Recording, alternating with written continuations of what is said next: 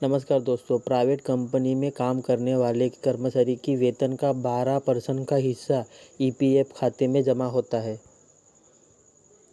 इसमें से 8.33% राशि कर्मचारी पेंशन योजना यानी कि ईपीएस में जाती है, जो कि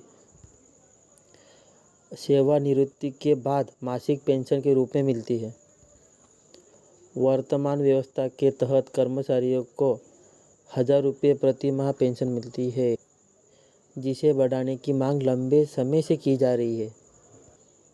श्रम कानून के जानकार डॉक्टर राजीव शर्मा ने कहा है कि यदि इस प्रस्ताव को स्वीकार किया जाता है तो यह निजी क्षेत्र के कर्मचारी के लिए ऐतिहासिक निर्णय होगा। तो दोस्तों, यहाँ पे आप देख सकते हो पेंशन का कैलकुलेशन किस हिसाब से होता है। Pensionable salary into pensionable service divided 70। आप चाहे तो यहाँ पे का उदाहरण भी पढ़ सकते हो। अगर किसी की बेसिक सैलरी 15,000 रुपया है और उसने 10 साल काम किया है तो इस फॉर्मूले के तहत 2143 रुपये पेंशन बनती है। तो दोस्तों, आपकी पेंशन इस हिसाब से कैलकुलेशन होती है। तो दोस्तों, आज के तारीख में एक 7,500 की अपडेट चल रही है। हर कोई 7,500 की पिपुड़ी बजा रहा है। हर कोई कह रहा है कि प्राइवेट कर्मचारी को 7,500 की पेंशन मिलेगी।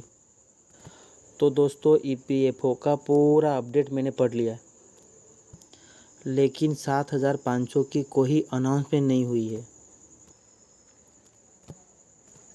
तो दोस्तों, सुनी सुनाई बातें सुन के बुजुर्ग गुमराह हो रहे हैं। यूट्यूब पर हर कोई कह रहा है कि 7,500 की पेंशन मिलेगी, लेकिन ईपीएफओ के तरफ से कोई 7,500 की अनाउंसमेंट नहीं हुई है। अगर ऐसी कोई अपडेट आती है तो पहले मैं आपको इन्फॉर्म करूँगा। तो दोस्तों, पेंशन के कई टाइप होते हैं। रिटायरमेंट पेंशन, अर्ली पेंशन, विधवा पेंशन, बाल पेंशन, अनाथ पेंशन, विकलांगता पेंशन और अर्ली पेंशन। तो दोस्तों, मैं आपको बताता हूँ आपकी पेंशन कैसे बढ़ेगी। अपनी ईपीएस पेंशन यानी कि ईपीएस पेंशन को ज़्यादा करने के लिए आपको कुछ तरीकों को फोकस करना होगा।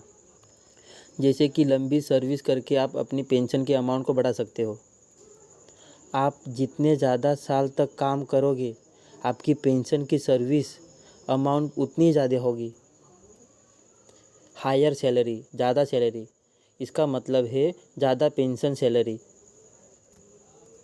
जिनसे पेंशन बढ़ती है। इन तरीकों को अपनाकर आप अपनी पेंशन बढ़ा सकते हो और रिटायरमेंट की लाइफ आसानी से बिता सकते हो। बात करें 1000 रुपये पेंशन की तो बहुत ही कम है।